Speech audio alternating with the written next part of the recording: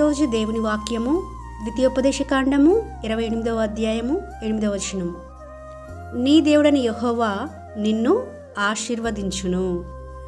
ఇక్కడ ఇశ్రాయేలు ప్రజలను ఉద్దేశించి దేవుడే స్వయంగా పలుకుతున్న మాట. మోషే ద్వారా ప్రజలందరితో మాట్లాడుతున్న మంచి వాగ్దానం అండి.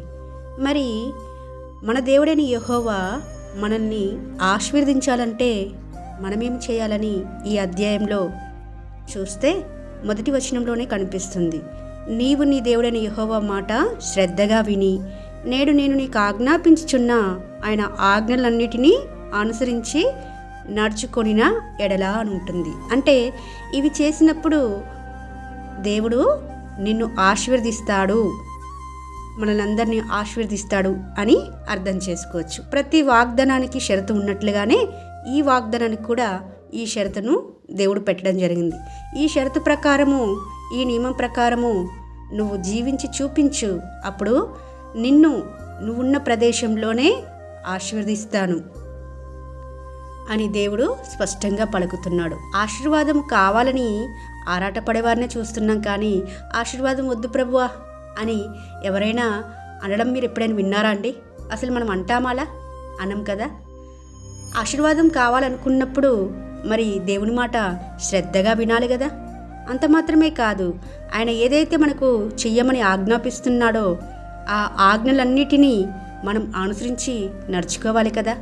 ఇవి చేసినప్పుడు మాత్రమే దేవుడు మనల్ని ఆశీర్వదించడానికి సిద్ధంగా ఉంటాడని ప్రభు ఈ రోజున ఈ వాగ్దానం ద్వారా మనందరితో స్పష్టంగా మాట్లాడుతున్నాడు. మోషే రచించిన ఈ గ్రంథము ద్వితీయోపదేశ కాండము ద్వారా దేవుడు మనతో స్పష్టంగా మాట్లాడుతున్నాడు. మోషే 5 కాండాలు రాయడం జరిగింది కదండి. అప్పుడు ధర్మశాస్త్రం అంటే కేవలం 5 కాండాలే ఉండేటివి. ఆది కాండము, నిర్గమకాండము, లేవ్యకాండము, సంఖ్యాకాండము, ద్వితీయోపదేశ కాండము.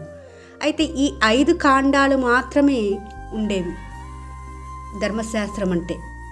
అయితే దేవుడు మోషేని ఎంత హెచ్చైన స్థితిలో, ఎంత ఘనమైన స్థితిలో, ఎంత గనుడుగా చేశాడనేది ఆయన ధర్మశాస్త్రాన్ని రాజులందరూ కూడా పఠించేవారు. అంటే మోషేను దేవుడు ఏర్పరచుకొని తన మాటలన్నిటినీ రాయడానికి మోషేని ఎన్నుకున్నట్లుగా మనం చూస్తున్నాము.